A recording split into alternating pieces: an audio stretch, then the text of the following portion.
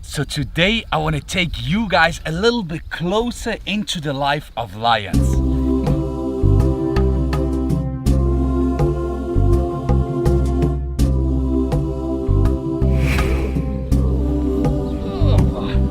Alright, a lot of people keep on asking me how did I manage to become part of a lion pride? How can I be so close with them at all situations? Today we want to go a little bit more into detail. What does this mean?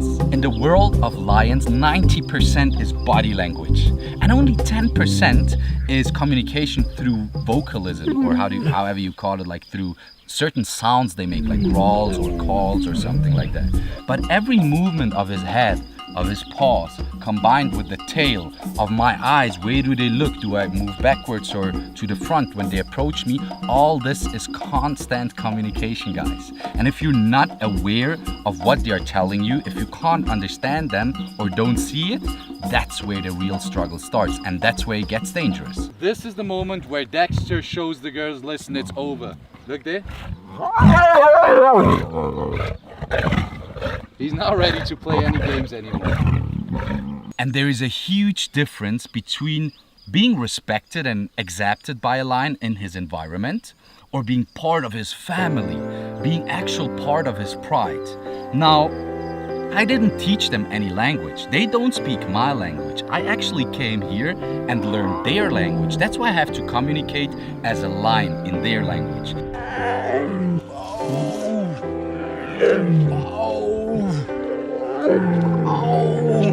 It's not they're not trained. If I would tell Dexter to sit down or get up or go there, he would look at me and think like, what the hell are you talking about? I'm the king here, I'm making the rules, and I'm cool with that. They are making the rules, and I follow their rules. Once I enter that lion area here, so this is lion property here, come with me. I have to leave all my human behaviors, my human thinking, and everything what's human about me out there. Because in here, I have to be a lion. I have to think like a lion. I have to act like a lion in every single situation. This is Nyla.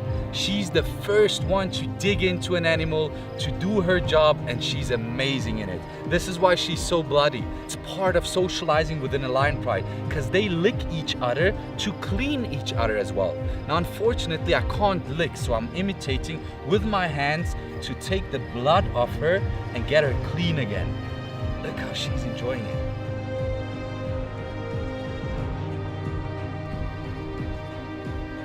And this is the only way to be respected, accepted, and wanted in a lion pride.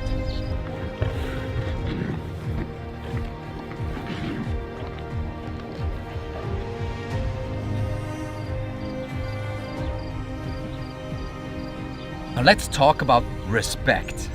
Now respect is essential in a lion pride all day long, 24/7. But what does it mean? Respect means to give each other the privacy and the space they need.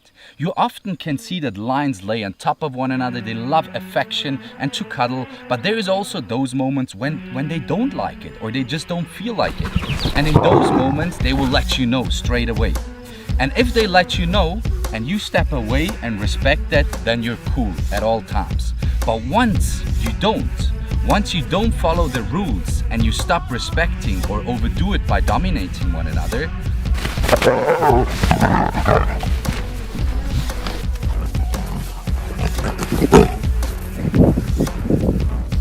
what happens then? No matter if it's between the lions, between males and females, or in my case, even between me and them.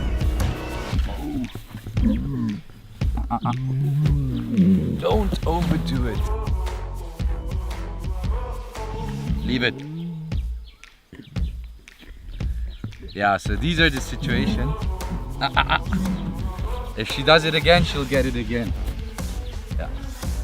She can't enter my world, like my privacy, and just take over everything. And that's the same thing she does with the other ones. That's why she's the one with the most scars in the face. Now usually they start to communicate in such situations straight away through body language. Certain movements which will show you, step away, I don't want that. Now if you can't see that or don't respect that, they'll start getting vocal.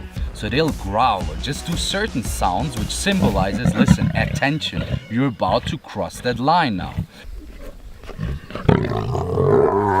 If you still continue and if you still keep on bothering them, that's where they're gonna slap you, claw you, bite you, or just do something which seriously hurts you on purpose because you didn't listen to them. Like there.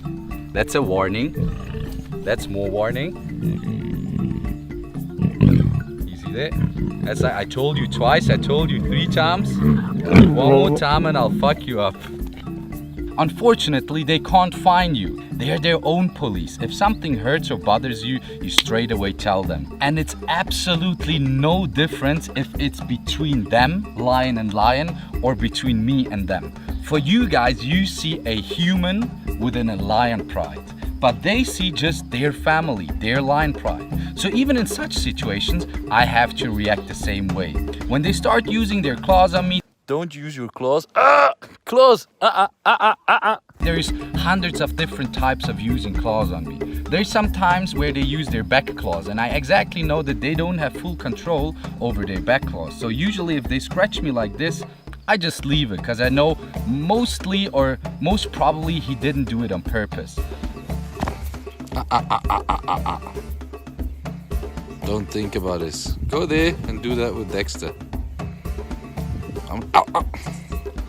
Ow. Look at this.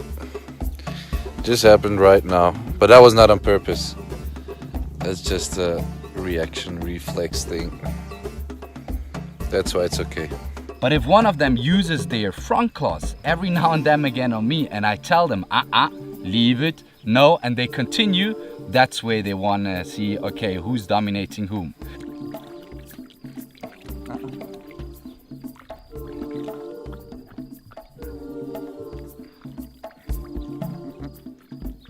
And the only thing I can do is use my knuckles, give them a smack, whether it's on the nose when they biting too hard, or it's on the paws when they're clawing too hard or something like that.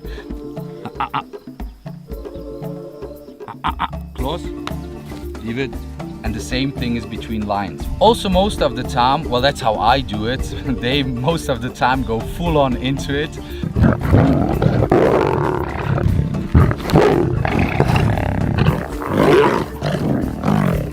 I'll just quickly tap on the paws or on the nose so that they know, okay, now I really crossed the line already, and if I don't stop now, that tap is gonna get worse and worse and it's gonna start to hurt.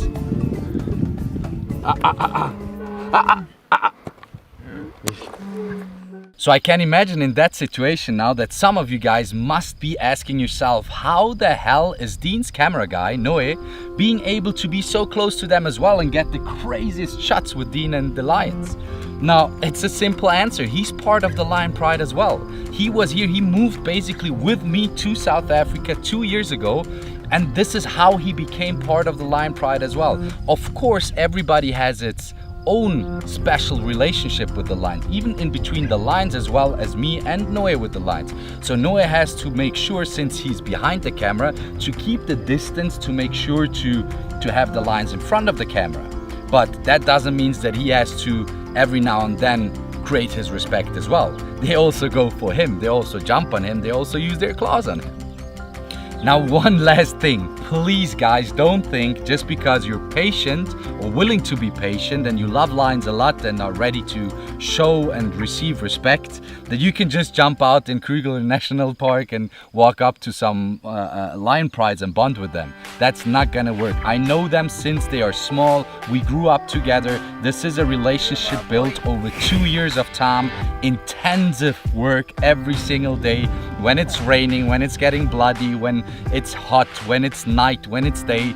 You can't build that just like that or say, I live according to those values and I'm ready to do that. Okay, so let me walk in there. It won't work. Not with the lions in Kruger National Park and not with Dexter and the Pride.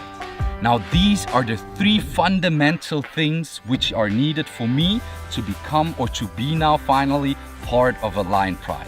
Of course, there is another hundreds, if not thousands of details I could talk about, but let's talk about that another time. I hope you guys enjoyed this video, and if you want to see what's next, then make sure to subscribe my YouTube channel right now. And if you want to see more content, you're so welcome to follow my other socials as well. Thank you so much for watching, and see you guys later.